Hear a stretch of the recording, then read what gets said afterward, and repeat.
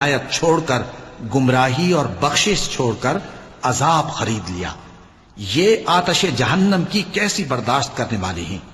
یہ اس لیے کہ اللہ نے کتاب سچائی کے ساتھ نازل فرمائی، اور جن لوگوں نے اس کتاب میں اختلاف کیا وہ ضد میں آ کر نیکی سے دور ہو گئے ہیں۔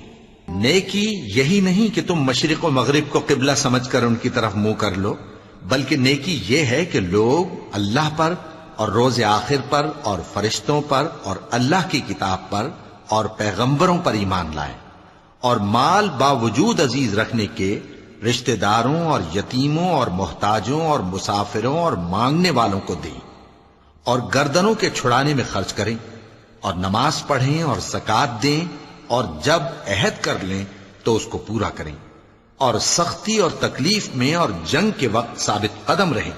یہی لوگ ہیں جو ایمان میں سچے ہیں، اور یہی ہیں جو اللہ سے ڈرنے والے ہیں۔ مومنوں، تم کو مقتولوں کے بارے میں قصاص یعنی خون کے بدلے خون کا حکم دیا جاتا ہے، اس طرح پر کہ آزاد کے بدلے آزاد مارا جائے، اور غلام کے بدلے غلام، اور عورت کے بدلے عورت۔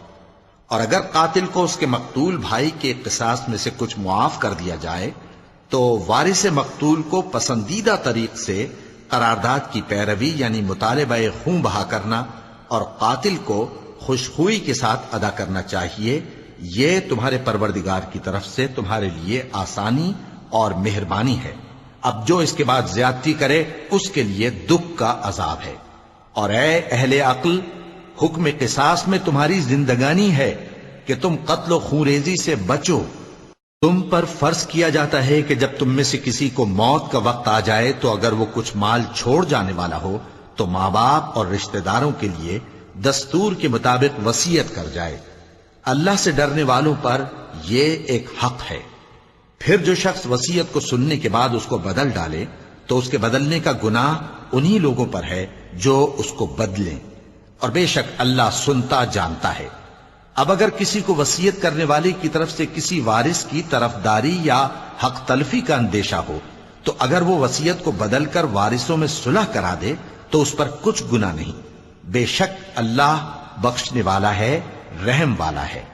مومنوں، تم پر روزے فرض کیے گئے ہیں جس طرح تم سے پہلے لوگوں پر فرض کیے گئے تھے تاکہ تم پرہیزگار بنو۔ روزوں کے دن گنتی کے چند روز ہیں، تو جو شخص تم میں سے بیمار ہو یا سفر میں ہو تو دوسرے دنوں میں روزوں کا شمار پورا کر لے۔ اور جو لوگ روزہ رکھنے کی طاقت رکھیں لیکن رکھیں نہیں، وہ روزے کے بدلے محتاج کو کھانا کھلا دیں۔ اور جو کوئی اپنی مرضی سے زیادہ نیکی کرے تو اس کے حق میں زیادہ اچھا ہے، اور اگر سمجھو تو روزہ رکھنا ہی تمہارے حق میں بہتر ہے۔ روزوں کا مہینہ رمضان کا مہینہ ہے جس میں قرآن اول نازل ہوا، جو لوگوں کا رہنما ہے اور جس میں ہدایت کی کھلی نشانیاں ہیں، اور جو حق و باطل کو الگ الگ کرنے والا ہے۔ تو جو کوئی تم میں سے اس مہینے میں موجود ہو چاہیے کہ پورے مہینے کے روزے رکھے، اور جو بیمار ہو یا سفر میں ہو تو دوسرے دنوں میں روزے رکھ کر ان کا شمار پورا کر لے۔